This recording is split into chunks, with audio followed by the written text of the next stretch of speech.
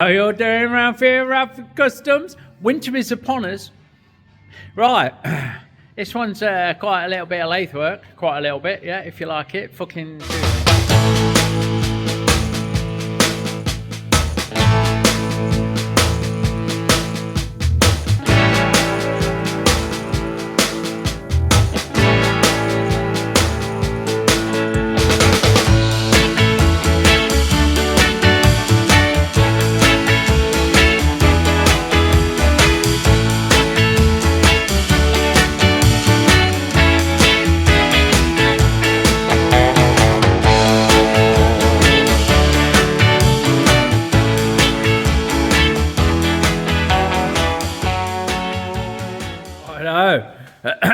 It's 4 degrees or 38 bananas for those Yankees out there. Now, that's usually my cut-off point for fucking working. Even my camera looks jerky. I'm sure it's recording smoothly, but it looks shit through the viewfinder. What I need to do is finish that welding and cleaning. And someone, I can't remember who off the top of my head, so I'm really sorry, but one of my gallant viewers suggested a temporary fitment between the bottom and top engine mounts, which I might consider. I'll have a look at that. I'm not sure it needs it, but I'll have a look at that. And hopefully we'll get things warmed up a bit, like give myself a bit of a space heater action to take the chill off where I'm working, and go from there, really. So, long story short, we misplaced a ratchet with adjustable head like that. I could have sworn I took it to my daughter's, and it was in my missus's handbag, as you do, like. And we misplaced this adapter, one of the tools, and one of the torque tools. Gone. It fucking looked everywhere. I in like weeks it went on. It turned up in my missus's handbag. I did most of the bits that were missing, but not the torques bit. In the meantime, in the interim, I've ordered replacements. Don't it get you when you undo it? Look, and it comes like that. Now I've got to fucking put it all back together in the right order, like why I have a brew, and hopefully thaw out a bit, like. So we've got the heater on. Look. If you go over to TNT, search TNT on YouTube and find Rob, and he's experimenting with all types of alternative heating sources. So this is my adaptation of something that he'd knocked together, like alcohol stove, basically, with a mantle and a reflector. And that is just about making it bearable to be stood here next to me fucking bench, to be honest, because I'm fucking freezing. But we will endeavour, we'll get some welding done and we'll see what's what. Well, we've had a bit of a fucking game. I don't know why. As I'm moving around, I've checked my playback light, but it's dead jerky. It's like my camera can't keep up. I know it's cold in here, but these things operate at well below what I'm at, surely. Anyway, much trials and tribulations have ensued, dear friends. But we've got the bracket sitting where we want it. We've now dropped the mounts to below the bracket, that edge steady bracket, so that it sits on top of these and on top of these, and it pulls down like lovely, which is just what we wanted, just what the doctor ordered. I will weld those. I'll get a little tack on the middle of them both, I think, with a TIG, but I'll flip the frame a bit to weld those because I don't want them pulling about. I had to get the MIG in on this end because I just couldn't get in, like. The problem was that when I tacked it and started to weld it up, it was springing and not sitting even, so there you go. And there we have it. I have checked the playback and I have got absolutely no idea why it's appearing jerky for me, my end, like, but it's not when I play it back. So there you go, there's fucking one edge steady. Looks like a bit of a manta ray to me, like. What do you reckon? Answers on a postcard to the usual address. A bit like a fish or a flying fish, yeah, something, don't know. Crucifix, don't know. But it fits and it bolts down and everything's sweet in the top end there. So we're almost there with this bits and bobs, like. We know we've got to move the outlet on the oil tank down. What I'm supposed to be looking at next is a way of getting this underguarding, and G was on about maybe catch them 2 bolts on the front of it with this bracket that holds the oil tank, which is going to be fucking tighter than an undergusset, to be fair, like, but we'll see what we can do. Okay, so we're on to our dens Buell build, and we've got the black and shiny bits, look, and we're going to take them out of the booth, starting with, oh, it doesn't really matter, does it? Is that the bottom yoke? Yeah, starting with the bottom yoke, look. Come out to the booth, out of the booth, onto this nice soft rug. It's actually a fucking rug. And we're going to polish it up. We're going to give it a bit of the zero swirl. It doesn't really need a lot. We're going to demask it, so we're going to cut this masking tape out like I've done on this hole. And we're going to give it a polish, basically, just so it's like super sweet. Fucking hell, that looks... I might leave that. I might just polish the bottom. Which is that. Because the top... Look at that, if you can see it. I don't know why the camera's picking it up. It's got a bit of something where I've just rubbed my hand over it, like. But apart from that, it's fucking... It's like glass. Maybe there's a little dimple there and there. You know, odd bits. But if you remember how they were... That awful peeling chrome that looked atrocious. So maybe I'll just give this bottom a quick buff, although it might need more than a quick buff, if I'm honest. We'll see, but that's what I'm on with. So I've got myself my infrared heater set up, like my little station, and my polish, and some clean cloths, and my mini DA.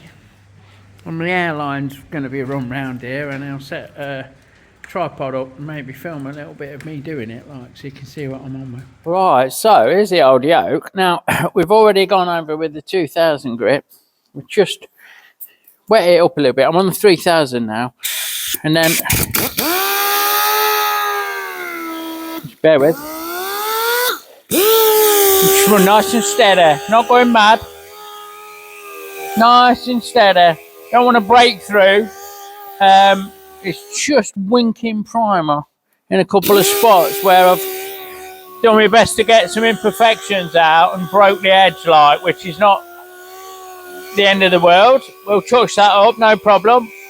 But we're just going to run over it with a 2000 and then keep wiping it off. And we're looking for a nice uniform flat finish with no orange peel, yeah? So we've got the worst of the orange peel off with the 2000, or pretty much all of it, and then run over it with the 3000. Then after that, we change it out to a polishing mop, and I'm going to go straight, excuse me, with a zero swirl. This is like finishing polish, so I'll just put a little dab here and there on it. And work it in a little bit, and then let them up, polish away. And you've got to think for every rotation of the DA is a fuck up a lot of them, like, isn't it? So let me just tip you up a little bit. Look. There you go. So a little bit of water doesn't go amiss. I'll run that a little bit faster, I think. Here we go. So we'll just polish that up, nice and gently, and work away all over it with this zero swirl, and this will give us a shine.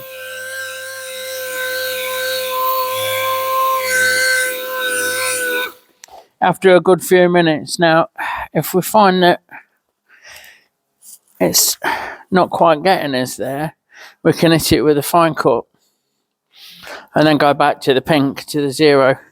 But from 3000 to zero swirl on the underside of this yoke is absolutely fine and acceptable. So another drop of polish,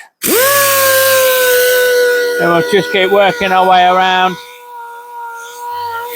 as we go. Happy days.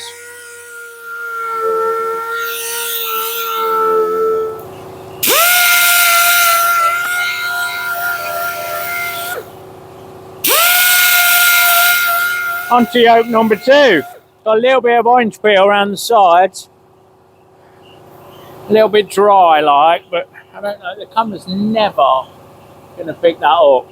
But we are literally caressing it away with a 3000 grit look, with a grey pad.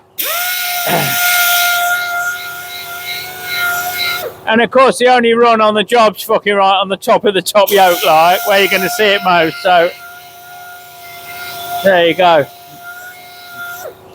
So there'll be lots more of this action, but it's not the nicest of weather to be wet flatting and fucking polishing in, to be fair. Now a drop of fine cut,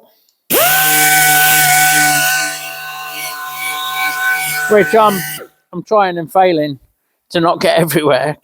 Fucking dust goes everywhere like.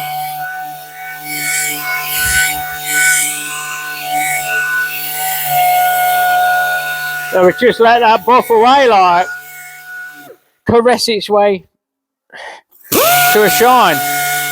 At least that's the fucking plan.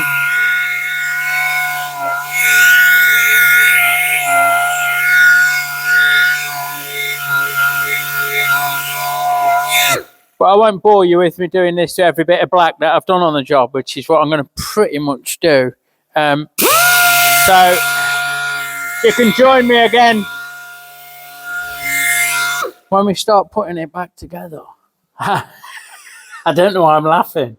And as anyone who's ever painted anything will attest, the best laid plans of mice and men end up breaking through on the edge when you're just trying to squeeze that last bit of flat look, just trying to get rid of that last bit of orange peel. And what happens? You blow through. So you end up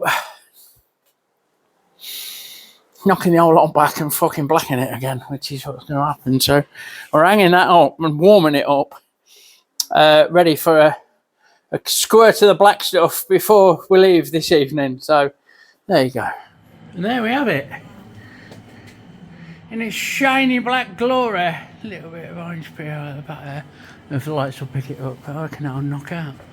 I reckon, fucking that looks atrocious through the camera, but in real life, trust me, it's just a little bit hazy, shiny black.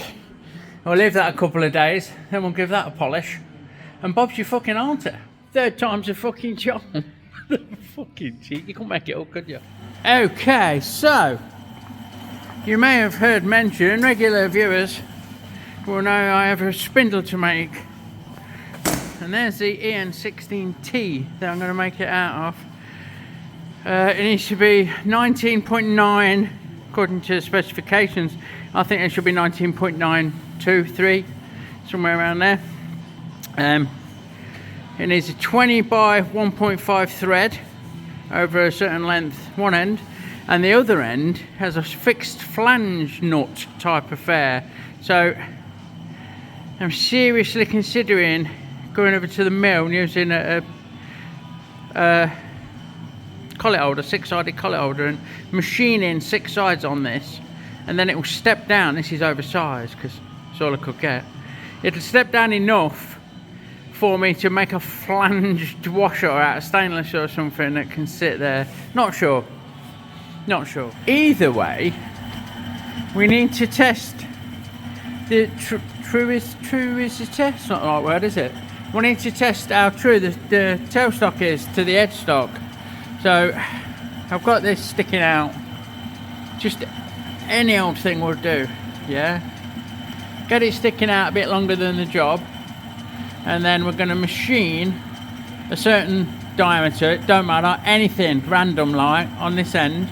But we use our digital readout to make sure that the X is the same both ends, exactly the same both ends.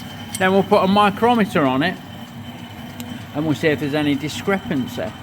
And if there is, then using these, there's one of these each side, and we move the fucking tailstock towards the tool So we move the tailstock this way if the part's too small, and that way if the part's too big. And you're gonna have to bear with me because I ain't got a fucking clue how I'm gonna video it for yous. Got lights, camera, action on the job. Yeah. So I normally have you over here on a tripod, leaning down, something like this, don't I? Alright, that's not going to do it. You're going to have to fucking be up in the God's light. So I'll see what I can come up with. Right, if my calculations are correct, you can just about see from this end to this end. So we've got it supported on the live centre, and we are just going to take a clean-up cut. Whoa, we're not. We're just going to change a carriage feed, rate, speed, direction, and all that. We're just going to take a clean-up pass. Bit of chatter going on there. I'm not happy with that, so we'll wind this in a bit more. Knock it off. See how that is. There. So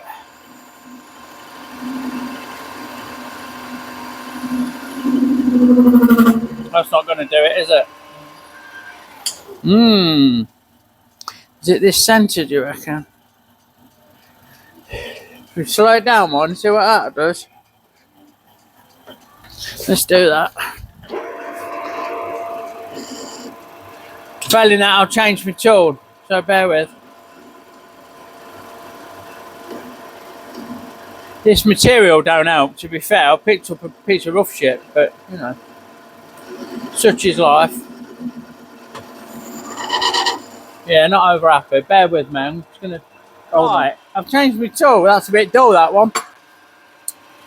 And I've zeroed my DRO. So come down the shallow end with me, and we need to work this in to 0. Right, so shouldn't be too much of a game. You just want to cut a band light. So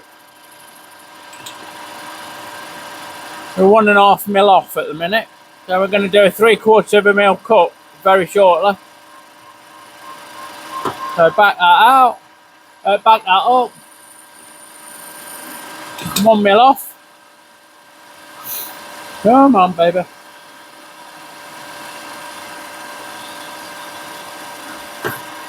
Same again.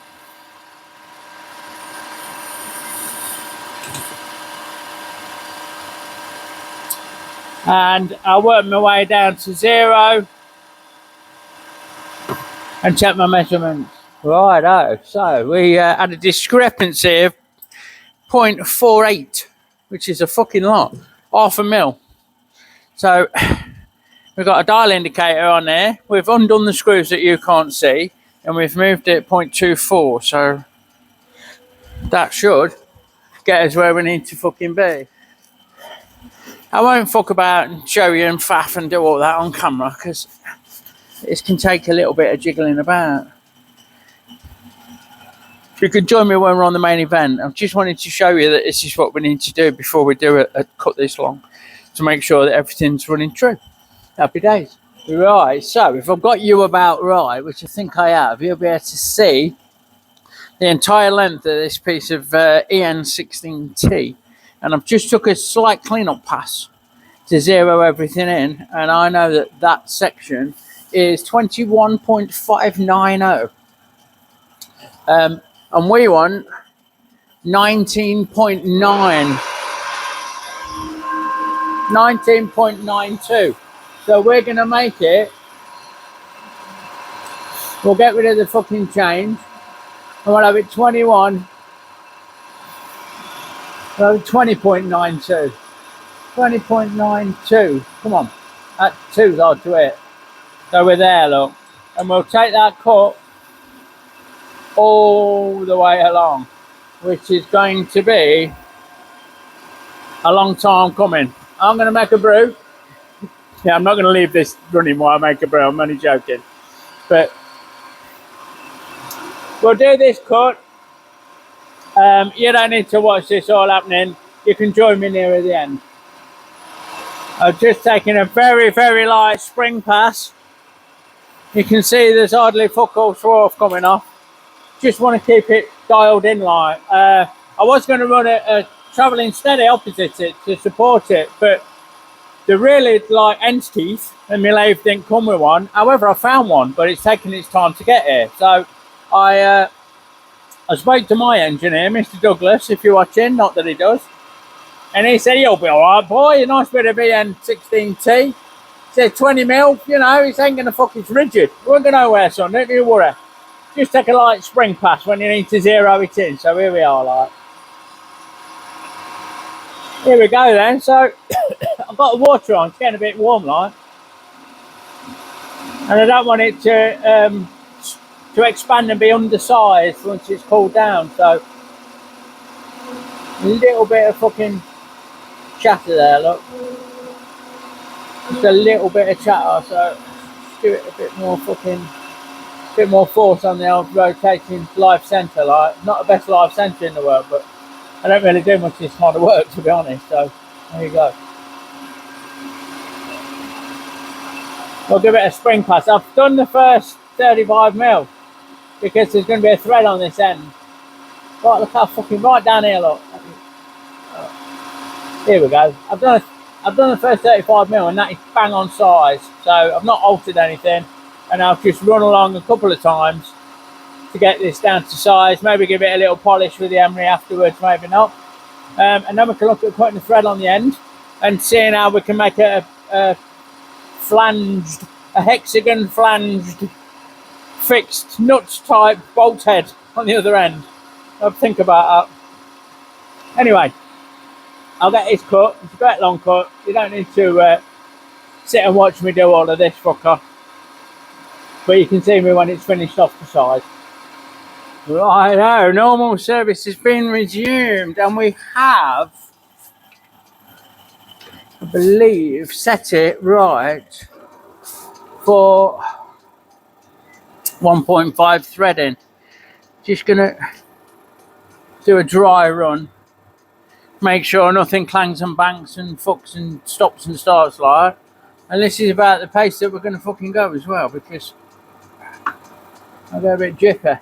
So what I'll do is I'll mark that up and then do a scratch pass and have a double check like that. Now, the problem I've got, well, it's not really a problem.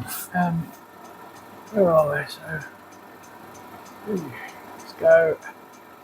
Just a fucking teeny weeny little fucking scratch pass. Wait for a line. Any line, me guide says. So yeah, on the 120. The problem I've got is I've not got a fucking nut or anything to gauge it from, like. It's not quite running eccentric either. But it'll be beat. So have a look.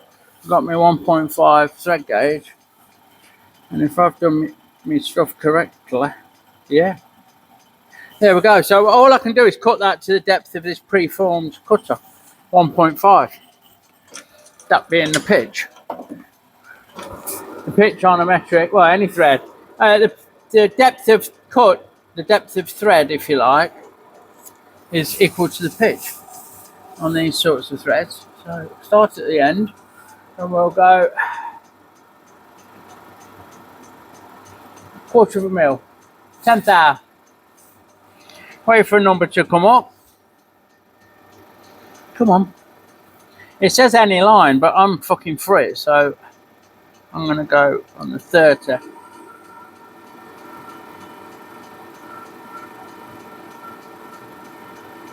And we'll work that to the end, which is there. Back it out, move it along. Now we'll go to half a mil. Bring it close, any line. I'll wait for the 120 to come round. Not that it makes any difference to you because you can't see what I'm doing down here. Engage, cut away. And then I'll rinse and repeat until we're down that 1.5. So 35. Here we go. Out, along, and so on and so forth. So we're just coming on the last pass. Find my brush. The problem is, like I said, I've not got a nut to try on it, so or a die to fucking run over it. So I'm kind of fucking working a bit blind. I'm not comfortable in this situation. I need to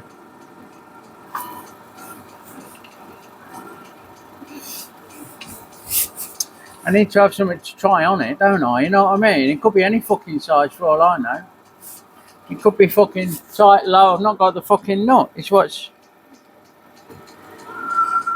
troubling me. Is that me know I've no nut. So, I mean, all I can do is go a little bit over size, over depth, like, and hope that fucking cuts the mustard wheel. But that's not really the way to do it.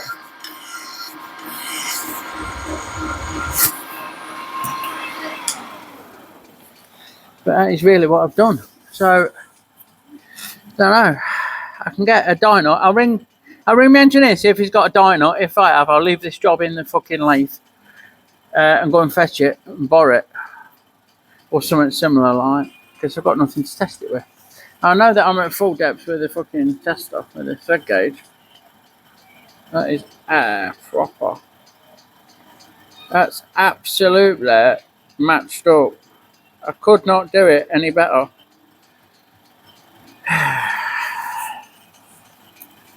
But not having the thing that screws on there, it's a bit of a fuck up really. I should have made sure I had it. So, there you go, see what happens. Right, as happens, we stopped on that because we need to check, don't we? We need to go, no go, and we ain't got a fucker. So I'm going to see. I've rang my engineer, he's not into the servo, so that's that. Can't do any more. No further action until we've checked the thread.